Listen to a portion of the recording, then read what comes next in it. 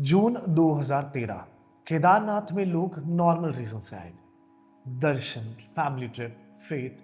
कुछ लोग first time आए थे, कुछ हर साल आते थे। बट नो बडी न्यू कि नेक्स्ट 2 डेज में ये जगह इंडिया की वर्स्ट डिजास्टर्स में से एक बनने वाली है।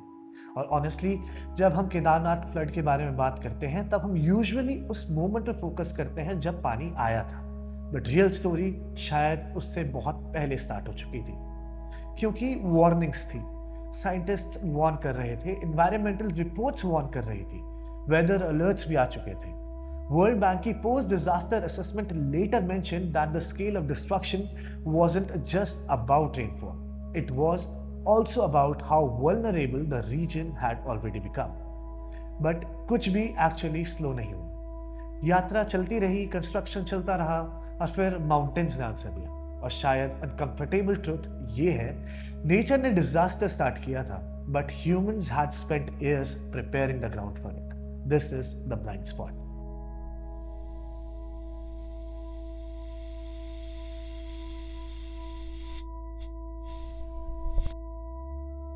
उत्तराखंड सुंदर है, बट फ्रेजाइल भी उतना ही है। हिमालयस स्टेबल माउंटेन्स नहीं है, ये एक इवॉल्विंग माउंटेन रेंज है।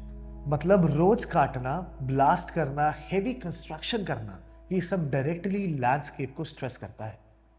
और 2000s के बाद प्रेशर सडनली बहुत इंक्रीज हुआ।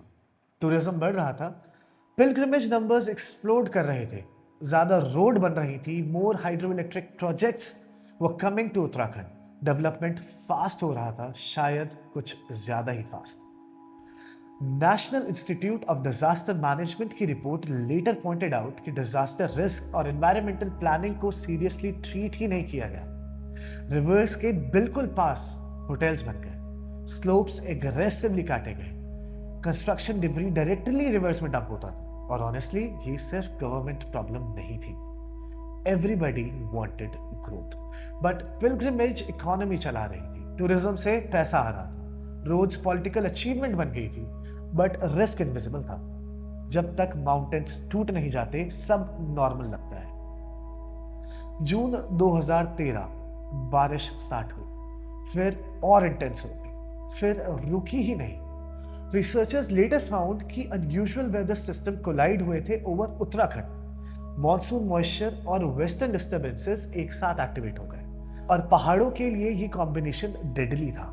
केदारनाथ के ऊपर चोराबाड़ी ताल नाम की एक ग्लेशियर लेक थी। Continuous rain, melting snow, pressure build करता गया, और फिर लेक ब्रीच हो गई। कभी कभी डिजास्टर्स मूवीज जैसे नहीं होते, कोई ड्रामेटिक काउंटडाउन नहीं होता, बस एक मोमेंट आता है और नेचर सडनली स्केल चेंज कर देती है।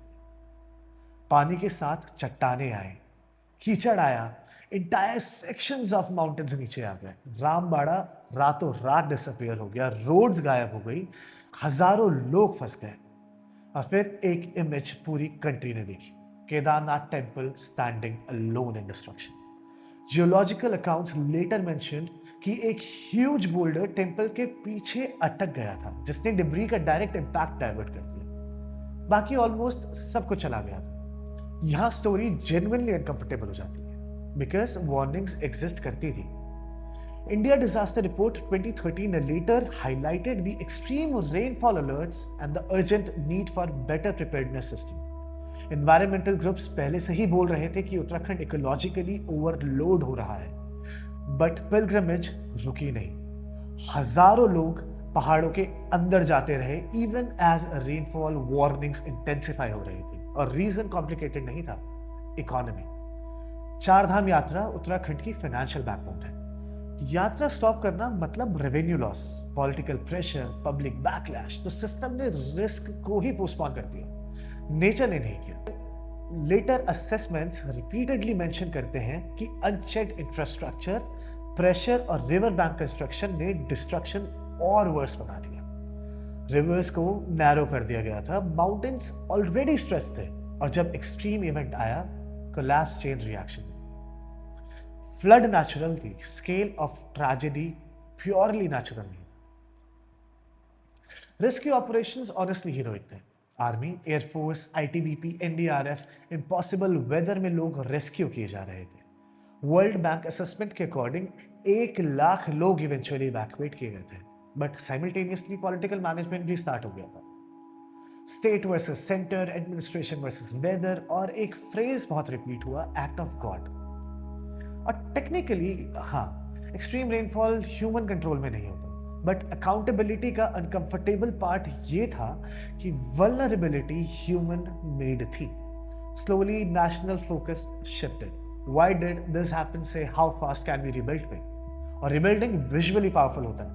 कैमरा को डिस्ट्रक्शन के बाद रिकंस्ट्रक्शन ज्यादा पसंद आता है, बट एनवायरमेंटल क्वेश्चंस धीरे धीरे बैकग्राउंड में चले गए। और सबसे scary part, Kedarnath incident isolated नहीं लगता। Joshimath, Chamoli, repeated landslides, again and again same warnings repeat होती हैं। Fragile Himalayas, unsafe blasting, carrying capacity overload, और फिर एक और डिजास्टर आ जाता है। डायलॉग अर्थ की रिपोर्टिंग भी पॉइंट आउट करती है कि टूरिज्म प्रेशर और रैपिड इंफ्रास्ट्रक्चर एक्सपेंशन अभी भी एक सीरियस कंसर्न है। डेवलपमेंट इंपॉर्टेंट है, ऑब्वियसली इंपॉर्टेंट है, बट माउंटेन्स स्प्रेडशीट पे एग्जिस्ट नहीं करते, उनकी एक फिजिकल लिमिट होती है। एक और फैक्टर है जो लिस्ट में रेयरली आता है, और वो है नॉइज। इको सेंसिटिव जोन्स में लाउड स्पीकर, डीजे सिस्टम्स और पार्टी कल्चर ले जाना छोटी बात नहीं है। रिसेंटली हिमाचल के एक वाइल्ड लाइफ सैंक्चुरी के अंदर वर्ल्ड के एक हाईएस्ट टेंपल में डीजे और लाउड स्पीकर्स ले जाए जा रहे थे कीर्तन के लिए। लोकल्स ने खुद सवाल उठाया कि इतनी फ्रेजाइल जगह में इतना नॉइस क्यों, और ये आइसोलेटेड केस नहीं है। हिमालयन ट्रैकिंग ट्रेल्स पे भी रिसेंटली यही डिबेट वायरल हुआ। लोग अपने शहर का नॉइस माउंटेन्स में ले जा रहे हैं जिससे एस्केप करने आए थे। कंस्ट्रक्शन से स्ट्रेस, क्राउड से स्ट्रेस, नॉइज से स्ट्रेस, सब मिलके कैरिंग कैपेसिटी को और कम कर देते हैं, और जब कैपेसिटी जीरो के करीब पहुंच जाए तब ट्रिगर छोटा भी काफी होता है। आज केदारनाथ रिबिल्ट लगता है, पिलग्रिम्स वापस आ चुके हैं, मंदिर still stands, but may be real lesson अभी भी पेंडिंग है। डिजास्टर्स सिर्फ वेदर इवेंट्स नहीं होते, कभी कभी वो ईयर्स ऑफ इग्नोर्ड वार्निंग का एक फाइनल रिजल्ट होते हैं। The blind spot was never the flood. It was our belief कि mountains हमेशा एग्जिस्ट करेंगे,